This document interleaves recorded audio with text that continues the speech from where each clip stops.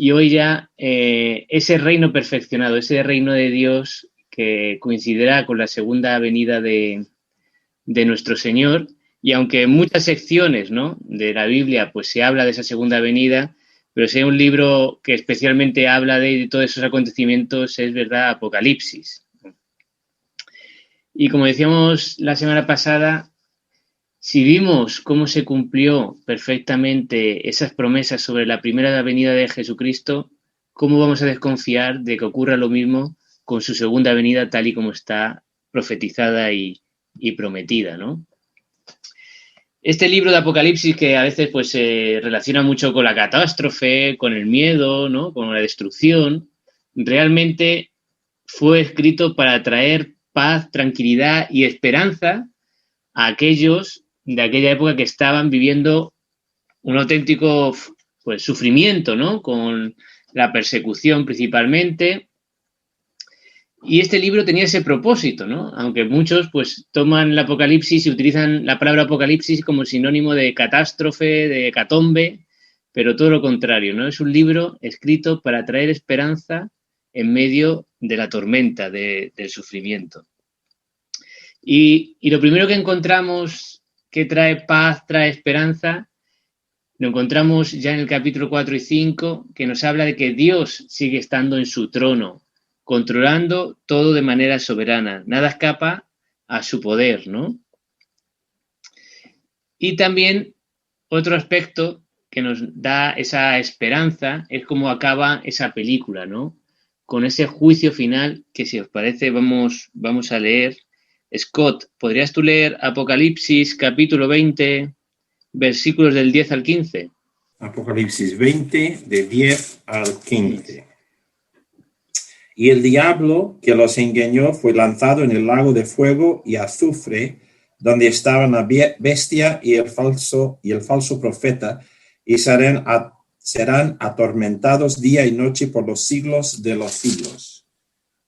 Y vi un gran trono blanco, y al que estaba sentado en él, delante del cual huyeron la tierra y el cielo, y ningún lugar se encontró para ellos. Y vi a los muertos, grandes y pequeños, de pie ante Dios, y los libros fueron abiertos, y otro libro fue abierto, la cual es el libro de la vida, y fueron juzgados los muertos por las cosas que estaban escritas en los libros según sus obras. Y el mar entregó los muertos que había en él, y la muerte y el Hades entregaron los muertos que habían en ellos, y fueron juzgados cada uno según sus obras. Y la muerte y el Hades fueron lanzados al lago de fuego. Esta es la muerte segunda. Y el que no se halló inscrito en el libro de la vida fue lanzado al lago de fuego.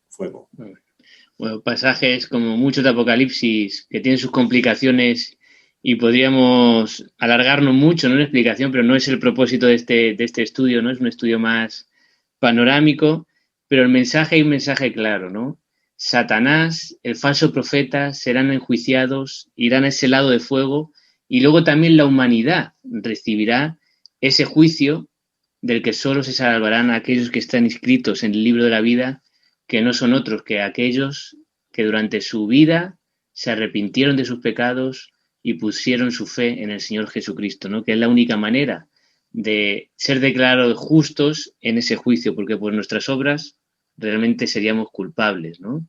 Y ese juicio final al creyente le tiene que traer paz, le tiene que traer esperanza a aquellos que demandamos, ¿no?, justicia en este mundo que está lleno de injusticias, de hipocresía, de maldad, y que a veces vemos como el salmista, ¿no?, a esos malvados prosperar, esas injusticias que quedan impunes. Sabemos que habrá un juicio final por encima del Tribunal Supremo de La Haya y el Tribunal Supremo de cualquier organismo mundial. Hay un tribunal muy superior cuyo juez es un juez perfecto, justo, y que tomará nota y realizará su juicio perfecto, ¿no?, al final de los tiempos. Y luego ese cambio, ¿no?, ese cambio definitivo que este mundo necesita, esa regeneración de toda la creación, destruyendo todo lo viejo y creando todo lo nuevo, que leemos también en los capítulos finales de Apocalipsis. Y como decimos, se ve destrucción, pero se ve justicia y se ve salvación, se ve que Dios está al control de todo, ¿no? Y así será. Y bueno, en este mundo pues ha habido muchas iniciativas a lo largo de la historia por mejorar lo que vemos, ¿no? Mejorar este mundo. Y me gustó este resumen que hace este autor, Vaughan Roberts, que voy a leer, ¿no? Dice, a través de los tiempos, muchos han deseado tener un nuevo mundo. Los marxistas pensaron que todo estaría bien si tan solo se pudiera abolir el capitalismo y la codicia. Por su parte, los humanistas seculares pensaron que la clave era eliminar la ignorancia y la pobreza. Los revolucionarios han puesto su esperanza en la caída de cierto gobierno, pero todos han fracasado en lograr un cambio perdurable.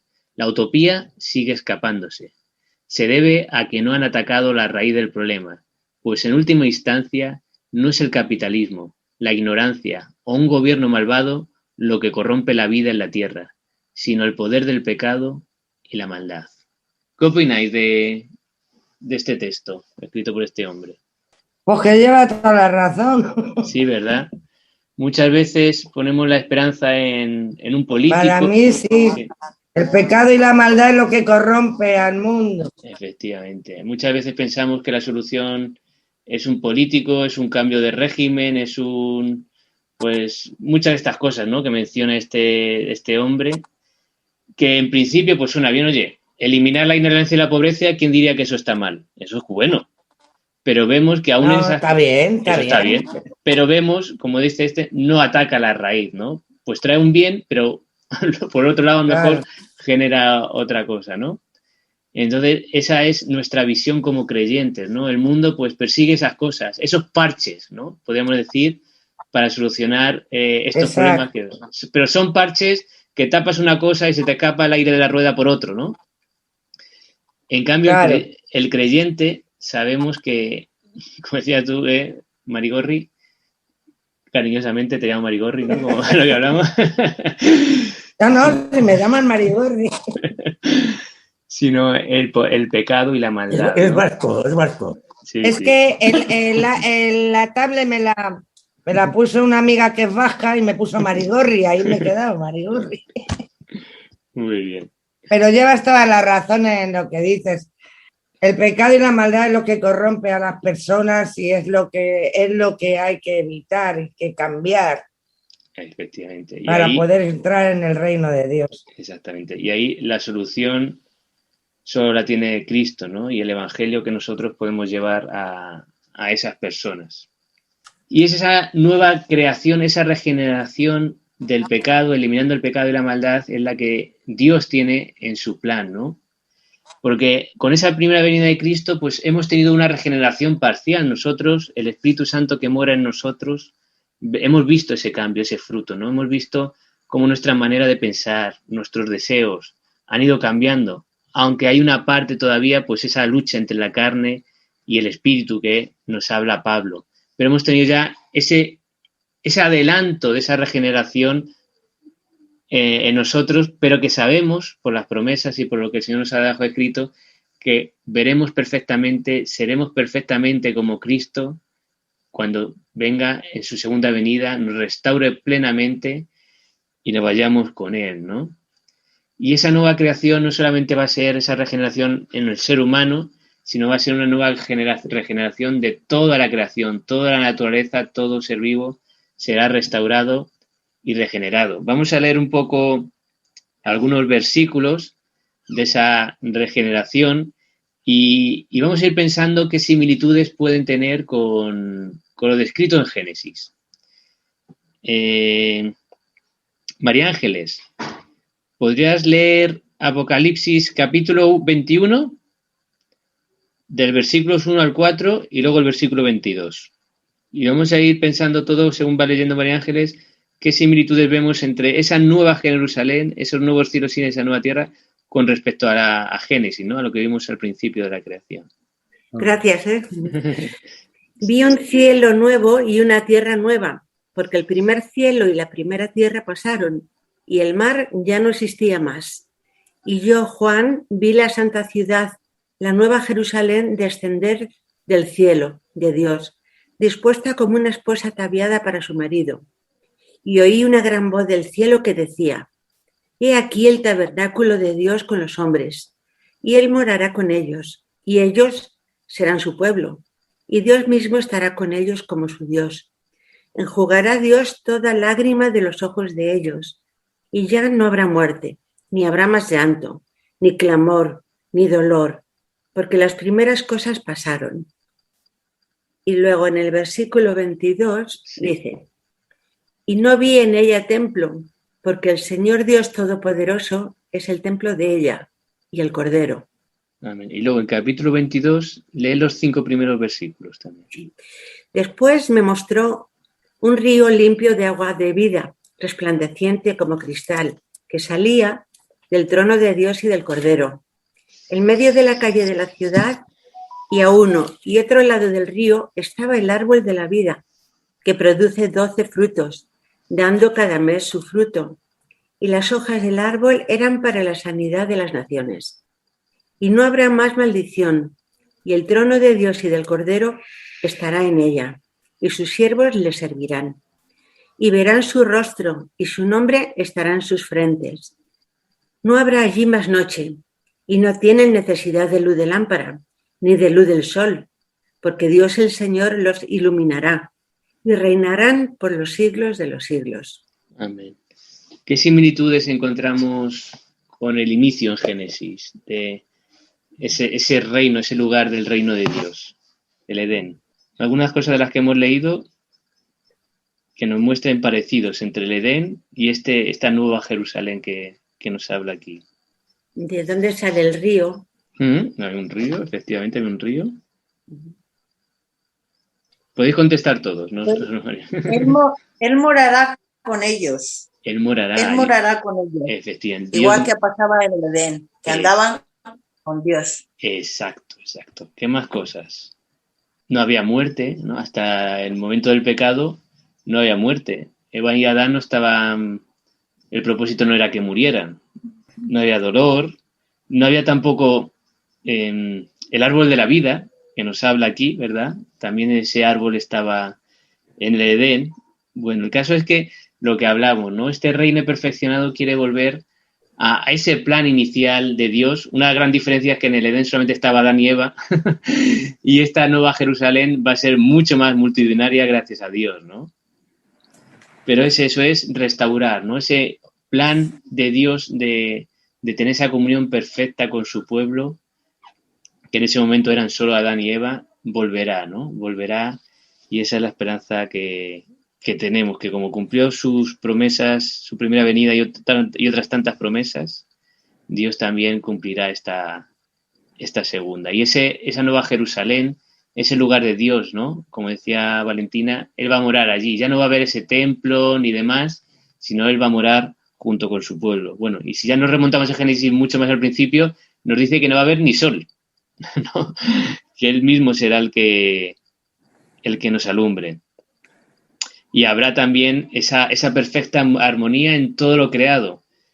Hay un pasaje de Isaías, ¿no? En el que dice que un día el niño podrá jugar en el hoyo de la cobra, podrá meter la mano en el nido de la víbora y que el lobo y el cordero serán apacentados juntos, ¿no?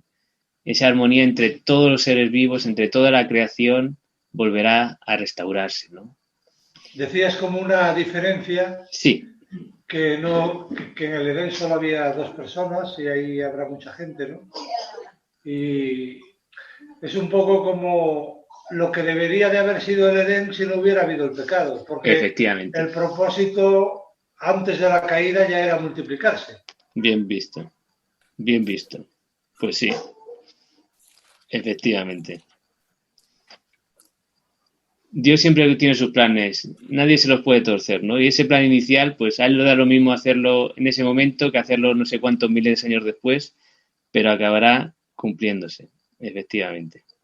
Y veremos esas relaciones que hablábamos, ¿no? Esas relaciones que fueron inicialmente rotas tras el pecado. En Génesis capítulo 3 lo vemos, ¿no? Primero esa relación entre el ser humano y con Dios, que ya con la primera venida se restauraron, ¿no? Ese ministerio de reconciliación que hablaba Pablo entre Dios y la humanidad, pero aquí se hará de una forma más perfecta. esa lucha de sexos, que no es nueva, entre hombre y mujer, hombre contra mujer, que ha existido desde que empezó el pecado, de nuevo será restaurada de una manera perfecta, ¿no? Y lo que hablábamos, ¿no? Cómo ese niño podrá jugar con la víbora, con el león, con todos los seres humanos, con todos los seres vivos, perdón, esa restauración entre el humano con la creación, ya sean animales, sea naturaleza, volverá a ser perfecta, ¿no? ¿Puedo hacer una pregunta? Claro, claro. No muy difícil. Una de las diferencias más gordas, yo creo, es que allí no va a haber tentación. ¿O sí? Porque ya Satanás estará vencido y no podrá entrar a este nuevo reino. No podrá tentarnos. Claro, primeramente, efectivamente, es correcto. Pero fíjate, ahí la tentación no es por lo que hay afuera, sino es por lo que hay dentro de nosotros, ¿no? Si nosotros ya somos regenerados perfectamente, ya no de una manera parcial, ya no hay esa lucha con el pecado, ya no podemos ser tentados de ninguna forma. Porque aún sin estar Satanás, o sea, imaginaos ahora mismo que Satanás no existiera. El ser humano seguiríamos siendo tentados, pero no por lo que hay fuera o lo que podamos ver, codiciar, sino por lo que hay dentro de nosotros, ¿no? Y nosotros vamos a estar ya completamente regenerados. Ya no va a haber ninguna lucha entre la carne y el espíritu, ¿no? Pero efectivamente, respuesta corta es no habrá tentación. Sí, no habrá tentación de parte de Satanás, es lo que yo pienso. Sí. No habrá. Satanás ya está destruido, ¿no? Lo hemos leído en Apocalipsis 20, está arrojado al lago de fuego y él no podrá tentarnos. Pero aunque quisiera tentarnos, nosotros ya estaríamos regenerados perfectamente, ¿no? Y aún sin estar Satanás, pues podríamos ser tentados con ser alabados como Dios será alabado, ¿no? Pero es que nuestro interior ya va a estar totalmente regenerado y no va a dar pie a caer en esa tentación de narcisismo, de egocentrismo, ni de nada de eso, ¿no? ¿Alguna cuestión más sobre estos puntos? Sí, hola. Yo sobre esto, seguir en la línea de lo que decís, es que ya seremos y los santos reinaremos con Él, con Cristo, en esplendor celestial. O sea que seremos santos completamente, si no nadie estará allí. Claro. Entonces, por eso ya la tentación tampoco. Por su gracia. Siguiendo lo que decía Sonia, y es verdad. Amén. Y claro, pues que tenemos que llegar a ser santos, pero Dios nos tendrá su misericordia, porque santo. Sí, pero fíjate, santos, como esa perfección no la alcanzamos aquí, pero sí la alcanzaremos cuando estemos con allí. Él. Y allí así sí que seremos perfectos. Amén. Todo lo que tú dices, ay, Loli, no deberías haber hecho esto, no vas a tener que volver a decir. Pues sí, hacer, efectivamente, perdón. ¿Algún comentario más o cuestión que queráis sacar? Y este reino perfeccionado, recordáis, ¿no?, que siempre hablábamos como 3 elementos del reino de Dios, que es su pueblo, el lugar de Dios y luego la bendición y el gobierno de Dios, ¿no? Dice, entonces las promesas del reino serán plenamente cumplidas en el final de los tiempos. El pueblo de Dios estará compuesto de gente de toda nación que cree en Cristo. Se reunirán en el lugar de Dios, que será la nueva creación y la nueva Jerusalén, en la cual, como hemos leído, no hay templo alguno, sino que la propia ciudad es el propio templo donde reside la presencia de Dios. Y todos se someterán al gobierno de Dios y por lo tanto experimentarán su perfecta bendición. El trono de Dios y del Cordero se encuentran justo en el centro de todo y de él fluye un río que lleva vida y prosperidad a todos. Yo me quiero empadronar en ese pueblo, ¿eh? No sé vosotros. Sí. Quiero estar en ese libro de la vida que es como el censo, ¿no? El censo de los que pueden realmente estar empadronados y vivir en esa nueva Jerusalén. Y bueno, hay un texto que resume un poco también de este tiempo que estamos viviendo, claro, porque eso llegará, pero mientras tanto tenemos que vivir aquí, ¿no?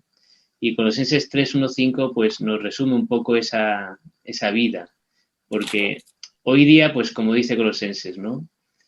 De una manera hemos resucitado con Cristo, porque antes estábamos muertos en nuestros pecados. y nuestra vida está con Cristo. Pero mientras tanto tenemos que buscar esas cosas de arriba, que es donde está Cristo sentado a la diestra de Dios, poniendo la mira y el deseo, las prioridades en esas cosas celestiales, y eso nos debería hacer morir nuestros deseos terrenales que hay todavía en nosotros de una manera temporal hasta que venga esa segunda venida de Cristo, ¿no? Porque cuando ese bloque de que habla de la consumación, ¿no? Cuando Cristo venga, se manifestará en nosotros su gloria, ¿no? Y ahí sí que seremos ya como Cristo en santidad. Y bueno, este es el resumen de todo, aunque lo hemos ido repitiendo a lo mejor de una manera un poco pesada al final de cada clase, pero este es la panorámica de todo lo que hemos visto, ¿no? De cómo ese plan de salvación de Dios iniciado desde antes de los tiempos ya lo tenía planeado, ¿no? Porque nada se escapa a Dios a lo que iba a ocurrir, pero cómo Dios ha ido revelando paulatinamente, progresivamente ese plan y lo ha ido ejecutando, ¿no? A lo largo de los tiempos. Y como conclusión, aspectos, ¿no? Aunque hemos ido viendo algunos aspectos prácticos o cómo esto debería llevarnos a algunas cosas en nuestra vida, este es muy fácil, ¿no? Y espero que este estudio nos pudiera llevar a que cuando leemos cualquier porción de la Escritura podamos pensar en Jesucristo y poder pensar en Jesucristo y enseñar sobre Jesucristo a lo largo de todas las Escrituras, no solo del Nuevo Testamento, sino también del Antiguo, pero sin tener que alegorizar, sin tener que inventarnos nada, sino que el Nuevo Testamento nos muestre cómo el Antiguo nos habla del propio Jesucristo y podamos también amar a Cristo, ¿no? A lo largo de nuestra lectura de su palabra. Y también a la hora de cómo hacer, pues, sacar partido, ¿no? A las Escrituras a la hora de sacar una reflexión cuando leemos un pasaje. Y aunque vimos en su día esos estudios de hermenéutica mucho más detalladamente que lo que voy a resumir aquí, pero también este estudio nos va a ayudar a la hora de nuestra reflexión, ¿no? Cuando leemos un texto de la palabra de Dios. Y podemos verlo en dos bloques. Cuando vemos un texto de cómo saco una enseñanza de aquí, podemos ver un bloque cuando hacemos una reflexión histórica y la hacemos relacional. Y paso a decir un poco qué quiero decir con estos dos términos. Histórica, cuando leemos un pasaje, debemos parar a pensarnos en qué lugar de la revelación progresiva nos encontramos. Si nos encontramos en la parte del reino prometido, que es pues todo lo que hablamos de Abraham, de Abraham y demás. El reino parcial, cuando se va cumpliendo parcialmente en la nación de Israel. Si nos encontramos en el reino profetizado, todas las profecías que hay de los profetas sobre el reino de Dios. Cuando nos encontramos en el reino presente, que es cuando la primera venida de Jesucristo, o en el reino proclamado, que es en el que vivimos hoy en día, ¿no? Y vamos a ver ahora algún ejemplo, ¿no? Por ejemplo, Segunda de Samuel nos habla de David, ¿no? Pues de una manera histórica podemos ver que David representa o nos adelanta o nos apunta a ese rey perfecto que es Jesucristo. En cambio, si leemos en el Nuevo Testamento algo que se menciona del rey David o de Jesucristo, nos podríamos preguntar de qué manera el Antiguo Testamento se está cumpliendo aquí, ¿no? Es una manera de reflexión histórica cuando leemos un texto. Y de manera relacional, me refiero a ello cuando leemos un pasaje, también debemos pensar qué nos enseña acerca de Dios ese pasaje y de nuestra relación con Él, su santidad, su bondad, su poder. Por ejemplo, preguntas que nos podríamos hacer. ¿Qué me enseña este pasaje sobre Dios? ¿Hay algún ejemplo, un modelo a seguir? ¿Qué aprendo en cuanto a mi relación con Dios, de su amor, confianza, obediencia? Y vamos a ver algún ejemplo, ¿no? De estas dos bloques a pensar cuando leemos un pasaje. Por ejemplo, si leemos la liberación de Egipto del pueblo de Dios, de una manera histórica deberíamos reflexionar cómo eso prefigura y anticipa la liberación nuestra del pecado que Cristo logró con su vida, con su muerte, sacrificio y resurrección, ¿no? Pero también de una manera relacional debemos reflexionar sobre la gracia, la misericordia y el poder de Dios con su intervención, ¿no? Con su pueblo, con Israel. Si leemos sobre Abraham, por ejemplo, nos muestra cómo Cristo cumple las promesas que dice de Abraham, ¿no? Cuando dicen que en ti serán benditas todas las naciones, luego Gálatas nos muestra que en ti, ese ti, serán benditas, es en su simiente, que es Jesucristo. Y de una manera relacional, Abraham es un ejemplo de fe para todos nosotros, ¿no? David, pues como hemos visto, es un modelo de Cristo y también es un modelo para nosotros como creyentes, cuál era la relación de David con Dios. O cuando leemos los salmos, especialmente los salmos mesiánicos que profetizan sobre Jesús, pues nos invitan a esperar a ese Jesús. Y también nos exhortan de una manera relacional a mirar más a Dios y a considerar cuál es nuestra relación verdadera con Él. Nos desafía a examinarnos y a cuestionarnos si nuestro amor es tan digno realmente del que se merece de Dios y cómo deberíamos adorarlo. No sé si se entiende bien lo que quería explicar con estos dos bloques de histórico relacional. ¿Algún comentario o pregunta que queráis hacer? A ver, el comentario o pregunta sería sobre todo lo que hemos visto. Sí.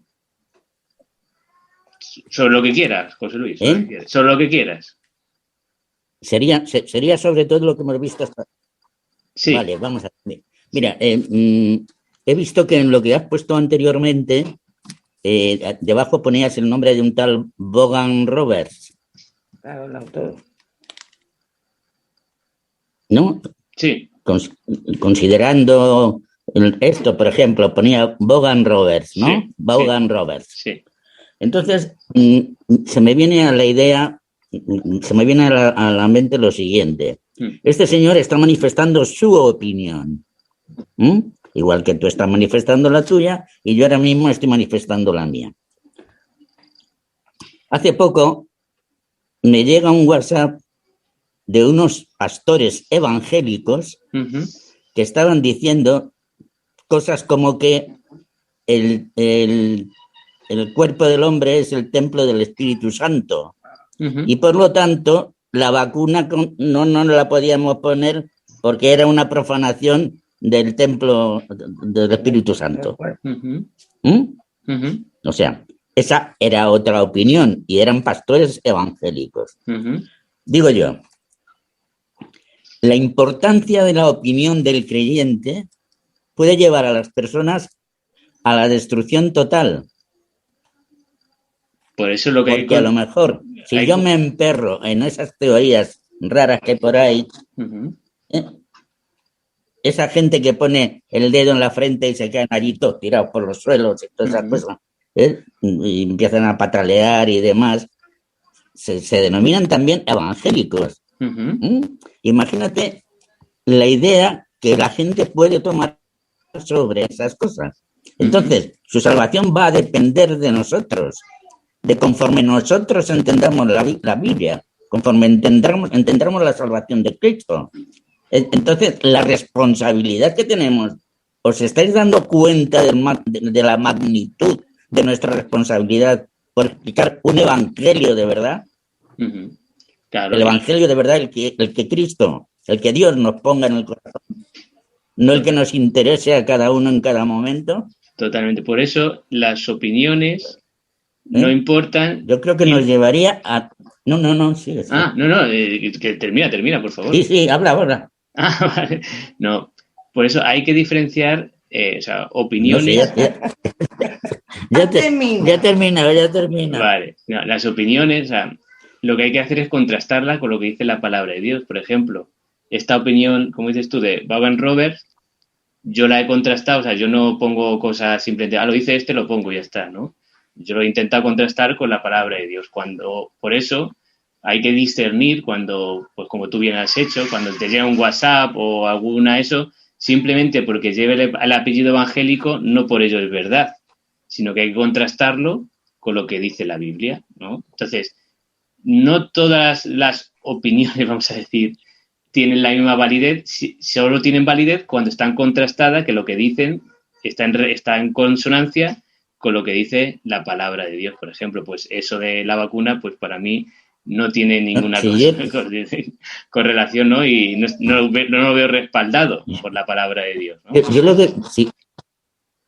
Yo lo que quería resaltar era la La importancia, la responsabilidad. importancia de que nuestra manifestación de Dios esté totalmente contrastada con la Biblia. Efectivamente. O sea, la importancia de que nuestro pensamiento, nuestra opinión que demos a los demás, la predicación que demos a los demás, esté contrastada con la Biblia. Efectivamente. En cada momento de nuestra vida. Mira, yo escuché una Eso frase. Es lo que quería dar a entender, vamos. Sí, perfecto. Y ha quedado claro. Fíjate, a mí una frase que resume muy bien lo que tú dices, que escuché una vez y me gustó. ¿No? Me gustó, dice, a la gente no, o sea, lo importante o lo válido no es tu opinión o la mía, es la opinión de Dios, ¿no? Entonces, nuestra opinión tiene que estar basada en la opinión de Dios. La opinión de José Luis, la opinión de Luis Felipe, la opinión de cada uno no es lo importante. Lo importante es la opinión de Dios. Entonces, lo que tenemos que intentar es llevar nuestra opinión que esté sustentada en la palabra de Dios. Entonces, ya no es tanto nuestra opinión. Contrastada, efectivamente. Como los de Berea tenemos que hacer. Tenemos que hacer como los de Berea.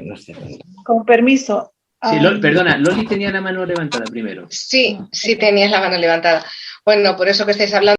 Muy bien, pues muchas gracias por las intervenciones. Vamos a ir del último punto, lo que simplemente por agrupar un poco todo lo que habéis dicho y por llevarlo a la práctica, ¿no? Una cosa que tenemos que hacer en línea a todo esto es cuando queremos dar una opinión basando sobre cualquier tema, como creyentes debe estar basada en la Biblia. Entonces, esto como un ejercicio práctico, que creo que es bueno, es reflexionaremos qué pasajes bíblicos están respaldando y me estoy basando a la hora de emitir esa opinión. ¿Qué te parece, José Luis, así para llevarlo a la práctica? Parece que bien, pues no te oigo. Muy bien. Bueno, vamos a ir con la última bloque, va a durar 2 o 3 minutillos. El tema es que me costaba trabajo poner en la voz. Que el tema lo saco a colación, no de la opinión del pastor evangélico, en general, que dijo lo de la vacuna, ni de... Es en general. No hago referencia a eso, simplemente como... Es un ejemplo, No sé, la importancia que tiene que nuestras opiniones estén contrastadas con la Biblia. Podemos llevar a la gente a la salvación o a la perdición. Pues mira, ahí ya te digo, como ejercicio práctico, a mí se me ocurre, y creo que es un buen ejercicio, es cuando vayamos a decir algo, pensar qué pasajes bíblicos están respaldando esto que digo, o qué pasajes bíblicos hablan sobre esto y a lo mejor estoy contradiciendo, ¿no? Creo que sería un buen ejercicio a la hora de emitir esos juicios, opiniones, consejos, etcétera, ¿no? Muy bien, pues mira, vamos a ir ya terminando. Empezábamos el estudio, ya no os acordaréis, claro, porque hace ya unas cuantas semanas, pero una de las preguntas clave también que esperaba que nos ayudara a resolver o a aclarar o a sintetizar un poco, cuando alguien nos pregunte o preguntamos, ¿de qué va la Biblia? ¿No? Algunas respuestas que yo he escuchado cuando he hecho esta pregunta a algunos compañeros, además del trabajo, dice, pues, sobre los estándares morales que los que debemos vivir, la historia de algunas personas de la antigüedad, la vida de los apóstoles, ¿no? Son algunas respuestas que me han dado. Es más, a veces me ha valido esta pregunta de qué va la Biblia para iniciar conversaciones del Evangelio, ¿no? A veces uno no sabe cómo iniciar la conversación sobre esos temas y ha sido una pregunta que me ha ayudado a hacer una forma natural. Oye, así hablando de algún tema, dice, oye, ¿y tú qué opinas? Si te preguntas de qué va la Biblia, ¿tú de qué dirías? ¿No? Y de ahí, pues, se puede iniciar una conversación que puede ser bastante rica, ¿no?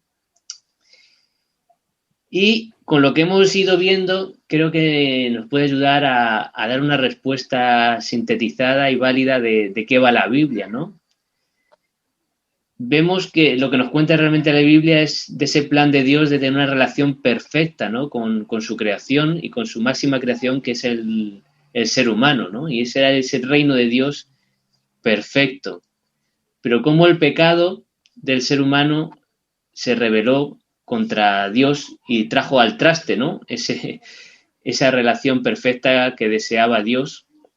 Y por ello Dios llevó a cabo un plan para restaurar esa relación con toda su creación, especialmente con el ser humano.